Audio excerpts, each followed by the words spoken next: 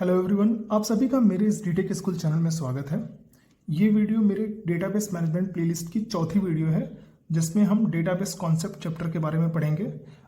अभी तक हम अपने प्रीवियस वीडियो में अंडरस्टैंडिंग ऑफ डेटा चैप्टर के बारे में पढ़ा था, जिसमें हमने देखा था डेटा क्या होता है, डेटा का क्या इंपॉर्टेंस होता है, और उसके साथ ही साथ हमने डेटा का पूरा फ्लो देखा था, जिसमें डेटा को हम फर्स्ट स्टेप में डेटा को हम कलेक्ट करते हैं और जो भी कलेक्टेड डेटा है वो हम सेकेंड स्टेप में डेटा को हम स्टोर करते हैं। जो भी हमारा कलेक्टेड डेटा है उस कलेक्टेड डेटा को हम कहीं ना कहीं स्टोर कर रहे होते हैं सेकेंड स्टेप में, और जो भी हमारा स्टोर डेटा है उसको हम थर्ड स्टेप में क्या कर रहे थे, जो भी हमारा स्टोर डेटा है उसको हम अपने थर्ड स्टेप में प्रोसेस कर रहे थे, डेटा प्रोसेसिंग कर रहे थे, ताकि हम फ्यूचर में उस डेटा को प्रोसेस करके डिसीजंस ले पाएं। सो ये हमने अपना फुल डेटा का जो फ्लो है वो अपने प्रीवियस वीडियो में हमने देख लिया था, राइट। सो डेटाबेस कॉन्सेप्ट चैप्टर को स्टार्ट करने के पहले मैं आप लोगों को इस चैप्टर के इंपॉर्टेंस के बारे में बताऊंगा। तो ये चैप्टर हमारे लिए काफ़ी इंपॉर्टेंट होने वाला है, इसलिए आपको हमारा ये वीडियो बहुत ही ध्यान से देखना है। डेटाबेस कॉन्सेप्ट चैप्टर उन लोगों के लिए तो इंपॉर्टेंट है ही है जो बोर्ड एग्जाम्स के लिए प्रिपेयर कर रहे हैं, और साथ ही साथ उनके लिए भी इंपॉर्टेंट है जो अपना कैरियर आईटी फील्ड में देखना चाहते हैं, ठीक है। सो चलिए बिना टाइम वेस्ट किए हम अपने डेटाबेस कॉन्सेप्ट चैप्टर को स्टार्ट करते हैं। इस डेटाबेस कॉन्सेप्ट चैप्टर में जो कॉन्सेप्ट पार्ट है वो तो हम बाद में पढ़ेंगे। सबसे पहले हम देखते हैं डेटाबेस क्या होता है और इसकी जरूरत क्यों पड़ रही है हमें डेटाबेस की, ठीक है। इसको समझने के लिए हम इंट्रोडक्शन ऑफ डेटाबेस को देखते हैं। इंट्रोडक्शन ऑफ डेटाबेस को मैं एक एग्जाम्पल के थ्रू समझाऊंगा। सो जैसे फॉर एग्जाम्पल एक स्कूल होता है, स्कूल में बहुत सारे स्टूडेंट पढ़ रहे होते हैं, बट स्कूल सारे स्टूडेंट को एग्जाम नहीं देने देता है। जिन स्टूडेंट की अटेंडेंस मोर देन 75% होती है, केवल वही स्टूडेंट एग्जाम दे पाते हैं, और जिसकी अटेंडेंस 75% से कम होती है वो स्टूडेंट एग्जाम नहीं दे पाते हैं। बट वेट, एग्जाम के टाइम पे हमारे स्कूल को ये कैसे पता लगेगा कि कौन सा स्टूडेंट का अटेंडेंस 75% से ज़्यादा है या कौन से स्टूडेंट की अटेंडेंस 75% से कम है, राइट। इसका मतलब कहीं ना कहीं हमारे स्कूल को हर एक स्टूडेंट की अटेंडेंस की इंफॉर्मेशंस को कहीं ना कहीं रखना पड़ेगा, स्टोर करके रखना पड़ेगा, ताकि वो उसके बेसिस पे ये डिसाइड कर पाए कि कौन सा स्टूडेंट एग्जाम में बैठेगा, कौन सा स्टूडेंट एग्जाम में नहीं बैठेगा, ठीक है। एक और एग्जाम्पल लेते हैं। सेम स्कूल में फॉर एग्जाम्पल अचानक से एक स्टूडेंट की तबीयत खराब हो जाती है। सबसे पहले तो हमारा जो स्कूल का स्टाफ होगा पहले ये फाइंड आउट करने की कोशिश करेगा कि इस स्टूडेंट के गार्जियन की डिटेल्स क्या है, गार्जियन का कॉन्टेक्ट नंबर क्या है और एड्रेस क्या है, करेक्ट, और फर्दर गार्जियन से कॉन्टेक्ट करेगा। बट वेट, इसके लिए तो उनके पास हर एक स्टूडेंट की गार्जियन की इंफॉर्मेशन भी पड़ी होनी चाहिए, कहीं ना कहीं स्टोर करके उनको रखना पड़ेगा, तभी वो ये काम कर सकते हैं, करेक्ट। सो हमें इतना तो समझ में आ गया कि हर एक स्कूल को, हर एक कॉलेज को एटलीस्ट हर एक स्टूडेंट की कुछ डिटेल्स को तो रखना पड़ेगा, अपने पास स्टोर करके रखना पड़ेगा। एटलीस्ट कौन कौन सी डिटेल्स को रखना पड़ेगा, हर एक स्टूडेंट का डिटेल्स को रखना पड़ेगा, उसकी अटेंडेंस की डिटेल्स को रखना पड़ेगा, और उसके साथ साथ उनके गार्जियंस की भी इंफॉर्मेशंस को रखना पड़ेगा। इतना समझ में आ गया, ठीक, इतना समझ में आ गया। तो क्वेश्चन उठता है कि जो भी इंफॉर्मेशन है उसको कहाँ रखा जाए। सो जहां पे हम डेटा को रखेंगे वो हमारे लिए डेटाबेस कहलाएगा, ठीक है। So database is nothing but a place where we can put our data, we can store our data, got it? So database यहाँ पे क्या है, database जहाँ पे हम अपने डेटा को रखेंगे वो हमारे लिए database कहलाएगा। अगर एग्जाम्पल के लिए लूँ तो अगर मैं कुछ अपना डेटा एक कॉपी पे मेंटेन कर रहा होता हूँ तो मैं बोल सकता हूँ कि मेरे लिए मेरा कॉपी क्या है, डेटाबेस है। इतना समझ में आया? आई थिंक डेटाबेस सबको क्लियर हो गया, डेटाबेस क्या होता है, ठीक है। अब हम ये समझने की कोशिश करते हैं कि ये जो स्कूल है वो अपने डेटा को कहाँ कहाँ रख सकता है, राइट। सो स्कूल के लिए डेटाबेस क्या हो सकता है। सो सबसे सिंपल तो अप्रोच आप बोलोगे कि यार एक काम कर सकते हैं कि जो भी स्टूडेंट की गार्जियन की डिटेल्स है वो स्कूल का जो ऑफिस स्टाफ है वो एक रजिस्टर मेंटेन कर ले, जो स्कूल का ऑफिस स्टाफ है वो एक रजिस्टर मेंटेन कर ले, जिसमें वो बेसिकली हर एक स्टूडेंट की डिटेल्स और हर एक स्टूडेंट के गार्जियंस की डिटेल्स को यहाँ पे स्टोर करा के रखे, करेक्ट। एक तो ऑफिस स्टाफ में एक रजिस्टर मेंटेन कर सकते हैं, ठीक है। और दूसरा एक और रजिस्टर मेंटेन कर सकते हैं जो कि बेसिकली क्लास टीचर जो है एक रजिस्टर मेंटेन कर सकते हैं हर एक स्टूडेंट की अटेंडेंस के लिए। इतना समझ में आ गया? सो आप बोलोगे कि अगर हम 2 रजिस्टर मेंटेन कर लेते हैं, ठीक है, सो हम हर एक स्टूडेंट की इंफॉर्मेशंस को स्टोर कर पाएंगे, मेंटेन कर पाएंगे, ठीक है। बट वेट, ये जो हमने अप्रोच ढूंढा है डेटा को स्टोर कराने का, उसमें बहुत सारी प्रॉब्लम है। ये जो मैनुअल अप्रोच है जिसमें हम basically pen and paper based register पे सारी इंफॉर्मेशंस को स्टोर कर रहे हैं, उसमें बहुत सारी प्रॉब्लम्स हैं। ओके, सो जो हमने अभी अप्रोच देखा मैनुअल डेटा को मेंटेन करने का, उसकी अगर मैं प्रॉब्लम्स को काउंट कराऊं तो उसमें मेजर रूप में 2 कैटेगरी की प्रॉब्लम्स हो सकती है। पहली कैटेगरी कि आपको हार्ड वर्क करना पड़ेगा, आपको एक डेडिकेटेड बंदा चाहिए जो आपकी सारी इंफॉर्मेशंस को टाइम बाय टाइम मेंटेन करेगा। और उसके साथ ही साथ चूंकि वो ह्यूमन है तो वो मिस्टेक्स भी कर सकता है, सो मिस्टेक्स की गुंजाइश भी आपके इस अप्रोच में ज्यादा रहेगी, ठीक है। सो इन्हीं दोनों कैटेगरी की बेसिस पे अब हम देख लेते हैं limitations of manual record keeping.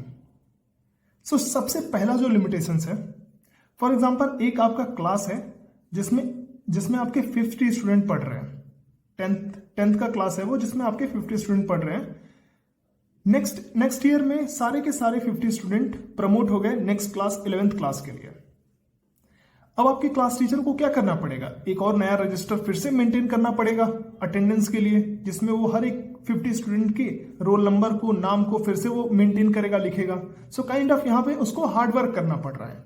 Second limitations क्या है कि चूंकि वो जो आपका क्लास टीचर है वो मैनुअली डेटा को मेंटेन कर रहा है यहाँ पे, सो हो सकता है कि वो कुछ गलतियां भी कर सकता है। फॉर एग्जाम्पल आपका क्लास टीचर हर एक मंथ में, चूंकि आप देखोगे कि जो अटेंडेंस रजिस्टर होती है उसमें हर एक मंथ के लिए एक पेज होता है, जिसमें आपके लेफ्ट साइड में लेफ्ट कॉर्नर पे आप हर एक स्टूडेंट का रोल नंबर और नेम मेंटेन करते हो, और राइट साइड में उसका क्या अटेंडेंस रहा है वो सब मेंटेन करते हो, करेक्ट।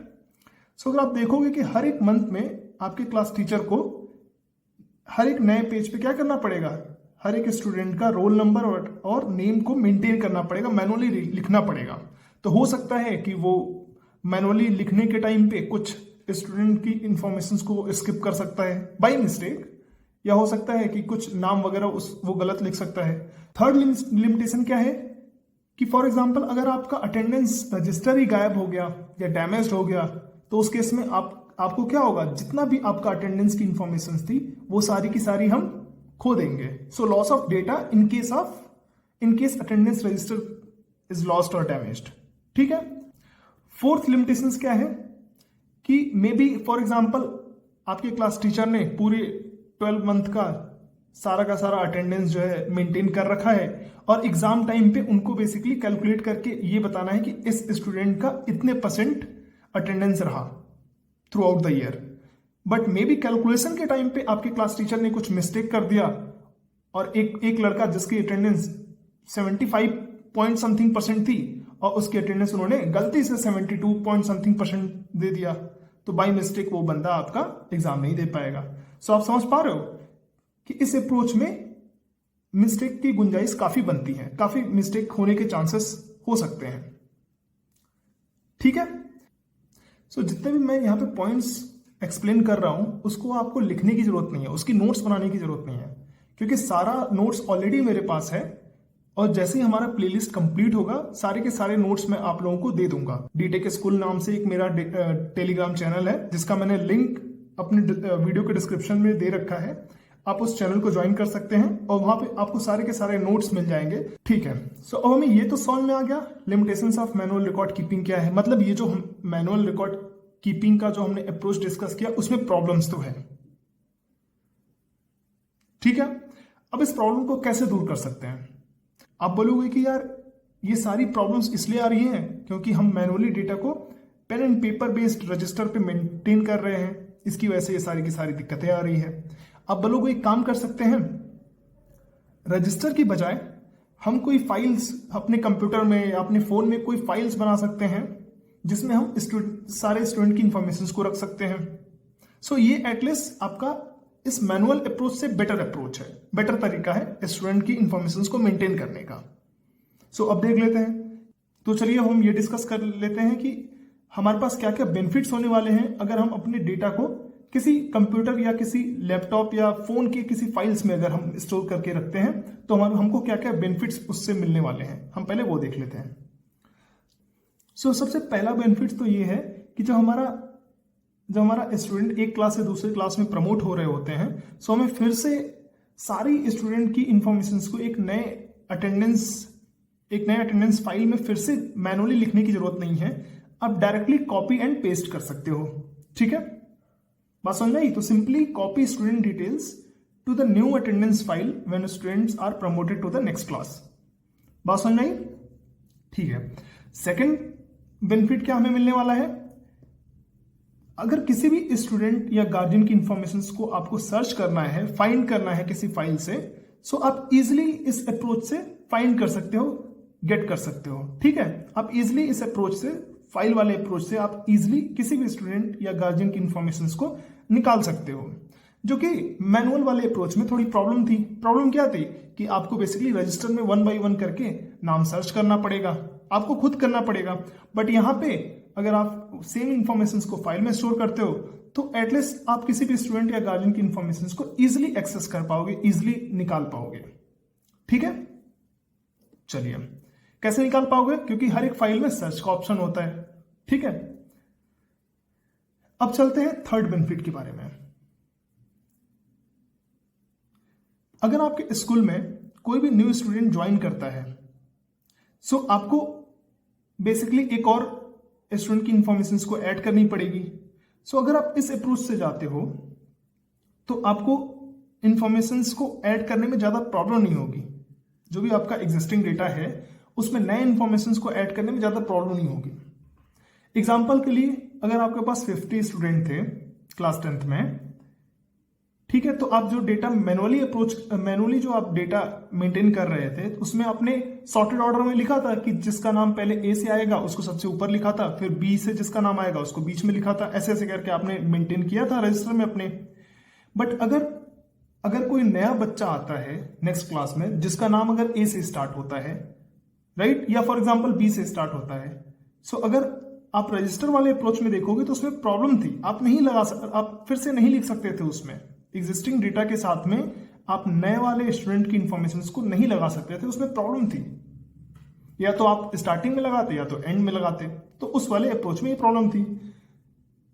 अगर आप फाइल में डेटा को मेंटेन कर रहे हो, तो वो वाली प्रॉब्लम आपको यहां पे देखने को नहीं मिलेगी। क्यों? क्योंकि यहां पे आप इजिली जो है डेटा को, एग्जिस्टिंग कोई भी अगर नया डेटा आया है, कोई भी आपके पास नए स्टूडेंट की अगर डिटेल्स आई है, तो आप एग्जिस्टिंग डेटा में आराम से ऐड कर सकते हो। ठीक है, फोर्थ बेनिफिट क्या होने वाला है, आप किसी भी स्टूडेंट की डिटेल्स या गार्जियन की डिटेल्स जो है, जब भी जरूरत पड़ेगी वो आप इजिली इस अप्रोच में मॉडिफाई कर सकते हो, मतलब अपडेट कर सकते हो। फॉर एग्जांपल, कल को किसी स्टूडेंट के गार्जियन की एड्रेस चेंज होता है या उसका मोबाइल नंबर चेंज होता है, तो अगर आप फाइल वाले अप्रोच से जाते हो, फाइल वाले तरीके में अगर डेटा को मेंटेन करते हो, तो यहां पे आप इजिली आराम से उस स्टूडेंट की गार्जियन की डिटेल्स को मेंटेन, मतलब इजिली आप अपडेट कर सकते हो। बट अगर आप सेम काम फाइल पे कर रहे होते तो आपको दिक्कत होती, कटपिट करना पड़ता। करेक्ट?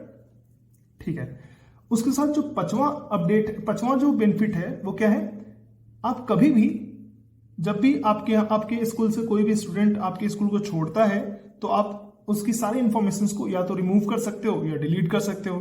तो इस वाले अप्रोच में आप इजिली कर सकते हो, फाइल वाले अप्रोच में। हमने ये देख लिया कि अगर हम अपने डेटा को, अगर हम किसी फाइल में, कंप्यूटर के किसी फाइल में मेंटेन कर रहे हैं, तो हमें उसके क्या क्या बेनिफिट्स थे ये हमने देख लिया। और ऑलमोस्ट जो भी लिमिटेशंस थी आपकी, जो मैनुअल डेटा को मेंटेन करने के टाइम पे जो जो प्रॉब्लम्स आ रही थी, उस प्रॉब्लम को भी हमने ऑलमोस्ट दूर कर लिया अगर हम फाइल बेस्ड वाले तरीके से जाते हैं। ठीक है, तो हम ये समझ लेते हैं कि हमारे फाइल, जो हमारा कंप्यूटर में जो हमारा फाइल सिस्टम है, उसके कितने टाइप्स हो सकते हैं, किस किस टाइप की हम फाइल मेंटेन कर सकते हैं डेटा को लिखने के लिए। सो आप बोलोगे कि यार एक नॉर्मल टेक्स्ट फाइल भी हम मेंटेन कर सकते हैं। टेक्स्ट फाइल मतलब उसमें एज अ टेक्स्ट सारा इंफॉर्मेशन रखेंगे। आप बोलोगे दूसरा तरीका है एज अ CSV फाइल भी हम डेटा को मेंटेन कर सकते हैं। CSV बोले तो कॉमा सेपरेटेड वैल्यू, राइट। तीसरा आप बोलोगे कि एक और काम कर सकते हैं, TSV as a TSV file में भी हम अपने डेटा को रख सकते हैं। TSV बोले तो टैब सेपरेटेड वैल्यू। या चौथा आप बोलोगे कि PSV फाइल में भी अपने डेटा को रख सकते हैं, मतलब पाइप सेपरेटेड वैल्यू। और उसके साथ साथ ही हम चाहे तो अपने डेटा को as a photo, as a image, as a video भी रख सकते हैं अपने कंप्यूटर में, ठीक है। बट वेट, ये जो हमारा फाइल सिस्टम है उसमें भी एक प्रॉब्लम है। उसमें प्रॉब्लम ये है कि जो भी आपने डेटा मेंटेन किया, करेक्ट, जो भी आपने डेटा मेंटेन किया, फॉर एग्जांपल आपने 50 स्टूडेंट की डेटा को मेंटेन किया फाइल में। आप बोल रहे थे कि यार अगर किसी इंफॉर्मेशन को, किसी स्टूडेंट की डिटेल्स को अगर सर्च करना होगा तो फाइल में हम इजीली सर्च कर पाएंगे, करेक्ट। बट फॉर एग्जांपल अब हमें यह पता करना है कि वो कितने नंबर ऑफ स्टूडेंट हैं जिसके अटेंडेंस मोर देन 75% है। सो फिर से आपको यहां पे क्या करना पड़ेगा, मैनुअली जाकर के फाइल को रीड करना पड़ेगा।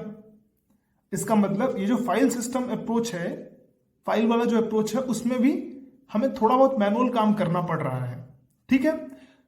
या आप अगर बोलोगे कि यार हम मैनुअली काम नहीं करना चाहते हैं, देन फिर आप क्या कर सकते हो, आपको एक कोड लिखना पड़ेगा, एक हमें क्या करना पड़ेगा, एक प्रोग्राम लिखना पड़ेगा, एक कोड लिखना पड़ेगा जो यहां से डेटा को रीड करेगा, पढ़ेगा, और आप जो भी चाहोगे उसके बेसिस पे वो आपको आउटपुट देगा। तो काइंड ऑफ हमें एक एक्स्ट्रा कोड लिखना पड़ेगा, एक्स्ट्रा पीस ऑफ प्रोग्राम या कोड लिखना पड़ेगा जो यहां से डेटा को रीड करके आपको जैसा डेटा चाहिए वैसा वो आउटपुट में दे देगा। इतना समझ में आ गया। तो फाइल सिस्टम में अगर हम डेटा को मेंटेन कर रहे हैं तो हमारे लिए ये एक प्रॉब्लम है, ठीक है। बात समझ आई, ठीक है। अब हम देख लेते हैं कि फाइल सिस्टम में हम डेटा को कैसे मेंटेन कर रहे हैं। तो फॉर एग्जांपल एक सेम एग्जांपल लेते हैं, हम अपने स्टूडेंट डिटेल्स की इंफॉर्मेशन को देखते हैं कि हम फाइल में अगर हम मेंटेन करेंगे तो हम कैसे कर सकते हैं। तो जैसे ये आपका है student details in file system, हम अपने स्टूडेंट की डिटेल्स को अपने फाइल सिस्टम में कैसे मेंटेन कर सकते हैं। तो आप बोलोगे कि यार हम दो फाइल बना सकते हैं, एक फाइल जिसमें हम स्टूडेंट की सारी इंफॉर्मेशन रखेंगे, लाइक स्टूडेंट का क्या रोल नंबर है, स्टूडेंट का क्या नेम है, स्टूडेंट का क्या डेट ऑफ बर्थ है, स्टूडेंट के गार्जियन का क्या नेम है, स्टूडेंट के गार्जियन का क्या फोन नंबर है, और सिमिलरली स्टूडेंट के गार्जियन का क्या एड्रेस है। ये सारा इंफॉर्मेशन हमने किसी एक फाइल में रख लिया, ठीक है। और वो फाइल कौन मेंटेन करेगा, फॉर एग्जांपल आपका ऑफिस स्टाफ मेंटेन करेगा। एक और फाइल बना लेते हैं जो कि आपका क्लास टीचर के द्वारा बनाया जाएगा, एक और फाइल जिसमें attendance date, roll number, student name और अटेंडेंस का क्या स्टेटस है, मतलब अगर वो स्टूडेंट प्रेजेंट है तो P, एब्सेंट हो तो A। ये सारा इंफॉर्मेशन किसी एक फाइल में मेंटेन कर सकते हैं, राइट। सो ये दो फाइल अगर हम मेंटेन करें तो सारा स्टूडेंट की इंफॉर्मेशन को मेंटेन कर सकते हैं।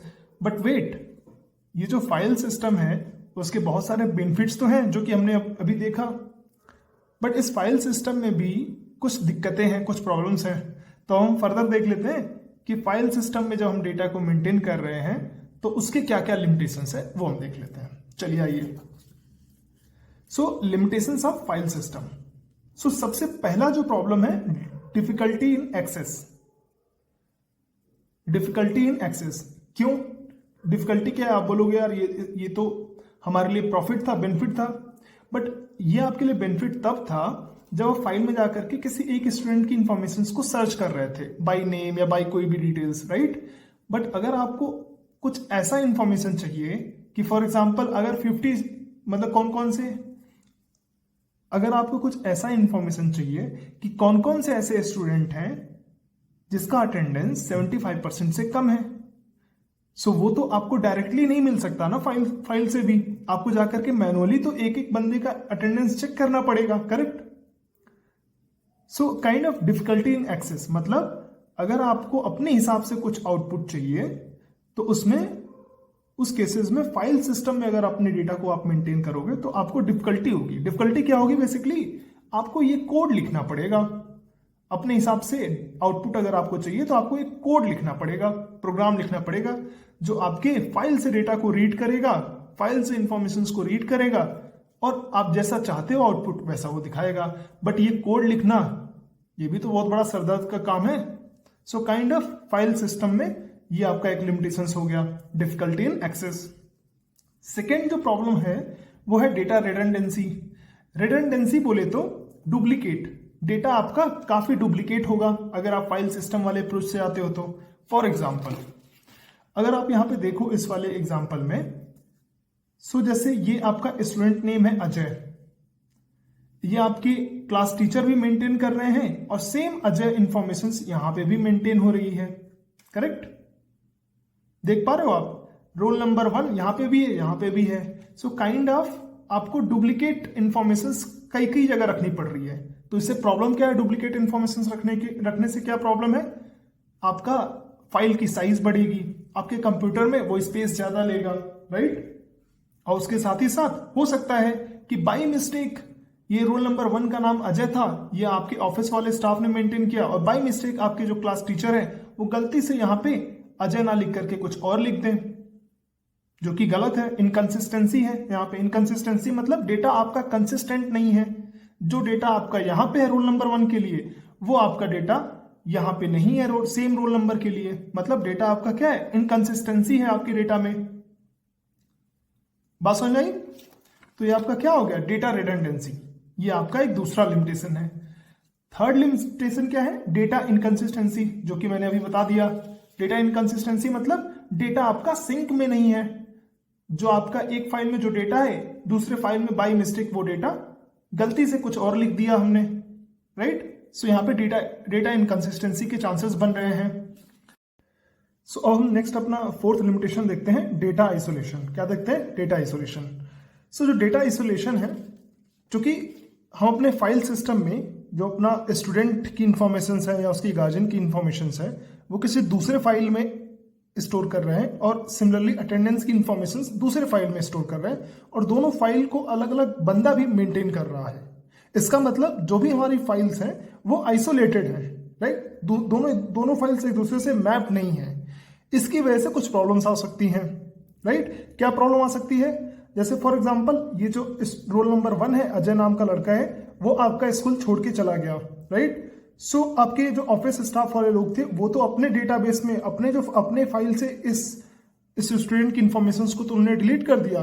बट चूंकि ये क्लास टीचर जो आपके क्लास टीचर है वो अपने वाले फाइल से उस स्टूडेंट की इंफॉर्मेशन डिलीट करना भूल गए, राइट? और ये प्रॉब्लम क्यों हुई? क्योंकि दोनों डेटा क्या थे? अलग अलग प्लेसेस पे थे, दोनों डेटा आइसोलेटेड थे। इसकी वजह से ये प्रॉब्लम क्रिएट हुई, राइट? सो डेटा आइसोलेशन ये एक मेजर प्रॉब्लम है फाइल सिस्टम में, ठीक है? अब देखते हैं डेटा डिपेंडेंस। फिफ्थ लिमिटेशन क्या है? Data dependence. सो जैसा कि मैंने बताया है कि हमें अपने फाइल सिस्टम में डेटा को एक्सेस करने के लिए हमें एक्स्ट्रा पीस ऑफ कोड लिखना पड़ेगा ताकि हम अपने हिसाब से डेटा को क्या कर पाए? एक्सेस कर पाए। बट जब हम अपना पीस ऑफ कोड लिख रहे होंगे तो वो क्या है? वो फुल्ली डेटा पे डिपेंडेंट करेगा। लाइक अगर डेटा का स्ट्रक्चर चेंज होगा तो इस कोड में भी चेंजेस करना पड़ेगा, अदरवाइज जो हमने कोड लिखा है वो हमारा कोड फट जाएगा। बात समझ में आ रही है? तो डेटा डिपेंडेंसी भी एक क्या है? एक इशू है फाइल सिस्टम में। जो नेक्स्ट सिक्स्थ लिमिटेशन है वो है आपका कंट्रोल डेटा शेयरिंग। ये भी एक फाइल सिस्टम में ये भी एक लिमिटेशन है, control data sharing. Control data sharing का मतलब जैसे फॉर एग्जांपल जो अटेंडेंस की इंफॉर्मेशन है वो आप चाहोगे कि इस अटेंडेंस की इंफॉर्मेशन को केवल और केवल आपका क्लास टीचर ही अपडेट कर पाए। जो आपके स्टूडेंट हैं या जो आपके स्टूडेंट के गार्जियंस हैं वो इस अटेंडेंस की इंफॉर्मेशन को केवल और केवल देख पाए, वो इस इंफॉर्मेशन को अपडेट ना कर पाए, राइट? अदरवाइज तो कोई भी स्टूडेंट आकर के अपने अटेंडेंस को इंक्रीज कर देगा, करेक्ट? सो इस टाइप का जो आपका कंट्रोल है वो आप अपने इस फाइल सिस्टम वाले अप्रोच में नहीं लगा सकते। अगर लगाओगे तो काफी डिफिकल्टी होगी इसको लगाने में, ठीक है? और लगाओगे भी तो कहां लगाओगे? वो सब सारी चीजें आप अपने कोड के बेसिस पे मेंटेन कर रहे होगे। तो काइंड ऑफ ये कंट्रोल डेटा शेयरिंग को मेंटेन करने के लिए काफी दिक्कत होगी, काफी डिफिकल्टी है, ठीक है? जो नेक्स्ट और लास्ट लिमिटेशन है फाइल सिस्टम का वो है data loss in case of technical issue.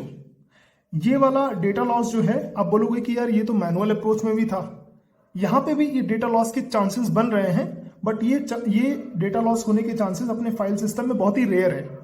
For example, मैंने सारे स्टूडेंट की इंफॉर्मेशन अपने लैपटॉप में रखी, बट कुछ टेक्निकल इश्यू के कारण जो मेरा लैपटॉप है वो खराब हो गया, राइट। उसका हार्ड डिस्क में कुछ प्रॉब्लम आ गई और डेटा मेरा पूरा लॉस हो गया। सो इस केस में भी मेरा डेटा लॉस हो सकता है। आप बोलोगे इसका सोल्यूशन क्या है, तो आप बोलोगे कि काम कर सकते हैं, सेम डेटा का मल्टीपल कॉपी बना के कई सारे लैपटॉप में रख सकते हैं, करेक्ट। उस तरीके से हम क्या कर सकते हैं, डेटा लॉस को रिड्यूस तो कर सकते हैं, बट फुल्ली अवॉइड नहीं कर सकते। फॉर एग्जाम्पल, आपने 10 लैपटॉप में रख दिया सारे स्टूडेंट की इंफॉर्मेशन, बट उस सिटी में ही कुछ ऐसा डिजास्टर आ गया, लाइक साइक्लोन आ गया, और सारे के सारे जो है लैपटॉप के हार्ड डिस्क वगैरह खराब हो गई, तो उस केस में भी डेटा लॉस के चांसेस बन रहे हैं इस फाइल सिस्टम में, ठीक है। सो जितने भी हमने लिमिटेशंस ऑफ फाइल सिस्टम देखे, इसको सॉल्व करने के 2 तरीके। इसमें जो डेटा रिडंडेंसी है, डेटा इनकंसिस्टेंसी है और डेटा आइसोलेशन है, ये तीनों प्रॉब्लम तो आपके सॉल्व हो जाएंगे अगर आप डेटाबेस कॉन्सेप्ट को अगर आप यहाँ पे अप्लाई कर दोगे। डेटाबेस कॉन्सेप्ट जो कि मैं नेक्स्ट वीडियो में पढ़ाने वाला हूँ। रही बात डिफिकल्टी इन एक्सेस, जो एक्सेस करने में डिफिकल्टीज हो रही है आपकी फाइल सिस्टम में, राइट। फाइल सिस्टम वाले अप्रोच में जो आपको डेटा को एक्सेस करने में, अपने हिसाब से एक्सेस करने में जो डिफिकल्टीज हो रही है, उस प्रॉब्लम को भी आप सॉल्व कर सकते हो।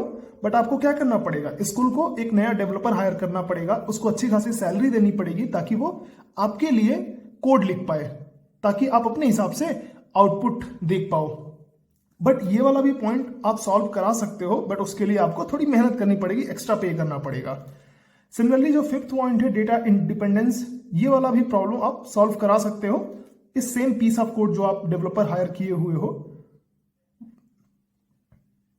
वो इस पीस ऑफ कोड में इस 5th पॉइंट को हैंडल कर सकता है। सिमिलरली जो 6th पॉइंट है कंट्रोल डेटा शेयरिंग, इसको भी आप सेम पीस ऑफ कोड में कुछ एक्स्ट्रा पीस ऑफ कोड लिख करके आप हैंडल कर सकते हो। बट ये जो 7th पॉइंट है data loss in case of technical issues, इसको फाइल सिस्टम वाले अप्रोच में रिड्यूस कर सकते हो, बट फुल्ली तरीके से इसको रिमूव नहीं कर सकते, राइट। सो इसी सारी लिमिटेशंस को देखते हुए मार्केट में कुछ ऐसी कंपनीज हैं जिन्होंने बोला कि एक काम करते हैं यार, ये सारे लिमिटेशंस को मैं सॉल्व कर दूंगा, मेरा आप सॉफ्टवेयर यूज करो और उसके बदले में आप क्या करो, मुझे कुछ थोड़ा बहुत रेंट दे दो, राइट। सो मार्केट में कुछ कंपनीज हैं जो आपको इस प्रॉब्लम की सॉल्यूशंस को प्रोवाइड कराती हैं। जैसे एक आपकी कंपनी आप लोगों ने सुना होगा ओरेकल, सो ओरेकल है, और दूसरा आपने सुना होगा माइक्रोसॉफ्ट, राइट। ऐसे और भी बहुत सारी कंपनीज हैं जो बेसिकली क्या करती हैं, इस फाइल सिस्टम के जितने भी लिमिटेशंस हैं उसको सॉल्व करती हैं। उसके लिए एक उन्होंने सॉफ्टवेयर बनाया हुआ है, ठीक है। बात समझ में आई?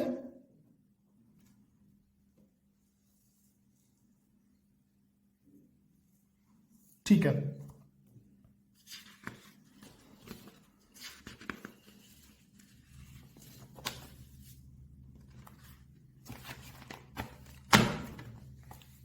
ठीक है। तो जैसा कि मैंने बताया कि मार्केट में कुछ ऐसी कंपनीज हैं जो भी आपका लिमिटेशंस ऑफ फाइल सिस्टम थे उनके ऊपर उन्होंने काम किया और आपको सोल्यूशन प्रोवाइड किया हुआ है। उसके एवज में आपसे कुछ रेंट वगैरह वो लेते हैं ताकि आपका जो डेटा है वो उनके सिस्टम में स्टोर कर पाए और उनका सॉफ्टवेयर का यूज करके आप क्या कर पाए, डेटा को उनके सिस्टम से रीड कर पाए और जब मन करता वो अपने डेटा को उनके सिस्टम में राइट कर पाए। करेक्ट? बात समझ में आई? ठीक है। तो हम ये देखते हैं कि वो जो मैंने आपको 2-3 कंपनी के नाम बताए, लाइक ओरेकल हो गया, माइक्रोसॉफ्ट हो गया, राइट, वो आपको क्या करती है। तो उन्होंने क्या किया, उन्होंने कुछ सेटअप किया, उन्होंने कुछ नंबर ऑफ लैपटॉप या नंबर ऑफ कंप्यूटर्स उन्होंने एक जगह पे इंस्टॉल किए, राइट, जहां पे आप अपने डेटा को रख सकते हो, उसी को डेटाबेस कहते हैं। और उनके ऊपर उन्होंने एक पीस ऑफ कोड लिखा जिसको आप बोलते हो डेटाबेस मैनेजमेंट सिस्टम। बात समझ आई? इस डीबीएमएस डेटाबेस मैनेजमेंट सिस्टम का यूज करके जो यूजर्स है वो डेटा को क्या कर सकता है, इस डेटाबेस में राइट कर सकता है और जब मन करेगा तब अपडेट कर सकता है या यहां से रीड कर सकता है। करेक्ट? सो डीबीएमएस क्या है? DBMS is nothing but a software, एक पीस ऑफ कोड है जो कि यूजर्स और डेटाबेस के बीच में आता है। करेक्ट? तो डीबीएमएस क्या है? Database management system. ये पीस ऑफ कोड है, सॉफ्टवेयर है जो डेटाबेस और यूजर्स लेयर के बीच में आता है। ये डायग्राम समझ में आ गया? ठीक है, okay. File system to DBMS, so file system से हम डीबीएमएस पे कैसे आए? क्योंकि डीबीएमएस जो हमारा है वो क्या है, वो जो भी हम लिमिटेशंस हमने फाइल सिस्टम में देखे हुए थे वो सारे लिमिटेशंस को क्या करता है, हमारा डीबीएमएस रिजॉल्व करता है। बात समझ में आई? ठीक है, अब हम कुछ अपने रियल लाइफ एप्लीकेशंस में डेटाबेस का कहाँ यूज होता है वो हम थोड़ा देख लेते हैं। Banking sector. सो आप देखोगे कि बैंकिंग सेक्टर में हर एक कस्टमर की इंफॉर्मेशन स्टोर होती है, किस कस्टमर के पास कितने पैसे हैं और उनके ट्रांजेक्शन्स की सारी डिटेल्स उनको स्टोर करना होता है, राइट। तो उनको डेटाबेस की जरूरत पड़ेगी ताकि वो अपने इस सारी डेटा को क्या कर पाए, मैनेज कर पाए, रख पाए। तो उनको भी बैंकिंग सेक्टर में भी क्या करना पड़ेगा, डेटाबेस की जरूरत पड़ेगी। अब जरा एक एग्जांपल लेता हूं, अब जरा से सोचो, एक आदमी है जिसके अकाउंट में 5 लाख रुपीज है, बट बाई मिस्टेक जो बैंकिंग सेक्टर का जो डेटाबेस है उसमें किसी ने गलती से अपडेट कर दिया 5 लाख की जगह 7 लाख। इसका मतलब अब बैंक को उस आदमी को कितना रुपए देना पड़ेगा, 7 लाख रुपए देने पड़ेंगे। सो इस टाइप की प्रॉब्लम ना हो इसलिए जो बैंकिंग सेक्टर है वो क्या करती है, मार्केट में ऑलरेडी कुछ कंपनीज हैं जो सोल्यूशन प्रोवाइड करा रही हैं डेटाबेस की, वो उनसे कॉन्टेक्ट करके उनके सोल्यूशंस को यूज करते हैं और उनको कुछ हर एक मंथली बेसिस पे कुछ रेंट देते हैं। जैसा कि मैंने कुछ कंपनीज के आपको नाम बता दिए, ओरेकल, माइक्रोसॉफ्ट, राइट। ठीक है, अब सिमिलरली आपका क्रॉप लोन एप्लीकेशन है, राइट। जैसे लोनिंग वगैरह में भी किसान आपका कितना लोन ले रहा है ये सारा इंफॉर्मेशन भी हमें कहीं स्टोर कराना पड़ेगा, रखना पड़ेगा, तो उसके लिए भी हमें डेटाबेस की जरूरत पड़ेगी। सिमिलरली आपका इन्वेंट्री मैनेजमेंट मतलब आप जैसे किसी शॉप वगैरह पे जाते हो, बड़े शॉप पे, तो उनके पास सॉफ्टवेयर होता है, राइट। वो उसमें से देखते हैं कि फॉर एग्जांपल अगर पेन हम सेल कर रहे हैं तो हमारे दुकान में कितना ये पेन के स्टॉक अवेलेबल है और अगर इस पेन का प्राइस क्या है, तो ये सारी इंफॉर्मेशन उनके सॉफ्टवेयर में स्टोर होता है, उनके डेटाबेस में स्टोर होता है, राइट। सो उससे वो क्या करते हैं, वो बेसिकली अपनी सारी चीजों को अच्छे से मैनेज कर पा रहे होते हैं। तो इन्वेंट्री मैनेजमेंट में भी डेटाबेस का यूज है। सिमिलरली आप अगर देखोगे ऑर्गेनाइजेशन रिसोर्स मैनेजमेंट, तो इसमें भी आपको डेटाबेस की जरूरत पड़ेगी। क्यों जरूरत पड़ेगी, लाइक कौन एम्प्लॉइज कब ज्वाइन किया आपकी और आपके ऑर्गेनाइजेशंस को, उसकी सैलरी क्या है, उसकी सैलरी टाइम पे ट्रांसफर क्रेडिट हो रही है कि नहीं हो रही है। तो ये सारी इंफॉर्मेशन को स्टोर करने के लिए आपको क्या चाहिए होगा, डेटाबेस चाहिए होगा, ठीक है।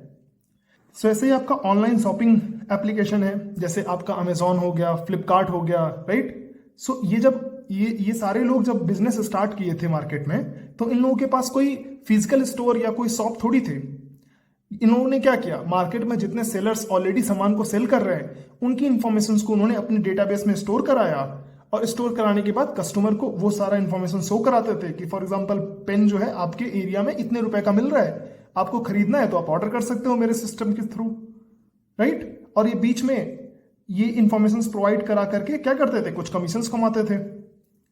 तो आप समझ पा रहे हो, मतलब ऑनलाइन शॉपिंग एप्लीकेशंस में भी डेटाबेस का यूज हो रहा है, ठीक है। सो इस वीडियो में इतना ही। इस वीडियो की लेंथ थोड़ी ज्यादा हो गई क्योंकि जैसे कि मैंने वीडियो के स्टार्टिंग में बताया था कि डेटाबेस कॉन्सेप्ट में जो कॉन्सेप्ट वाला पार्ट है वो तो हम बाद में समझेंगे, पहले हम डेटाबेस समझते हैं कि डेटाबेस क्या है और इसकी जरूरत क्यों पड़ रही है हमें, और बेसिकली जो आप डेटाबेस बोल रहे हो वहां पे आने के लिए आपके पास क्या क्या सोल्यूशंस थे, उस सोल्यूशंस में क्या क्या प्रॉब्लम्स थी और आप कैसे डेटाबेस पे लैंड हुए। तो ये सारा जो हिस्ट्री था उसके पीछे का वो आपको मैंने समझा दिया, और ये आपको बहुत ही ज्यादा हेल्पफुल होगा कॉन्सेप्ट बिल्डिंग के लिए। सो इस वीडियो में इतना ही रखते हैं, मिलते हैं हम नेक्स्ट वीडियो में जिसमें हम डेटाबेस कॉन्सेप्ट के बारे में पढ़ेंगे। अगर आप लोगों को मेरा वीडियो अच्छा लग रहा है तो आप मेरे चैनल को सब्सक्राइब कीजिए, मेरे वीडियो को लाइक कीजिए और लोगों के साथ शेयर कीजिए। और नोट्स के लिए आप मेरे टेलीग्राम चैनल को ज्वाइन कर सकते हैं, डीटेक स्कूल टेलीग्राम चैनल, जिसका लिंक मैंने इस वीडियो के डिस्क्रिप्शन में रखा हुआ है। सो आप मेरे चैनल को ज्वाइन कर सकते हैं और वहां से आपको सारे नोट्स मिल जाएंगे, ठीक है। सो मिलते हैं नेक्स्ट वीडियो में।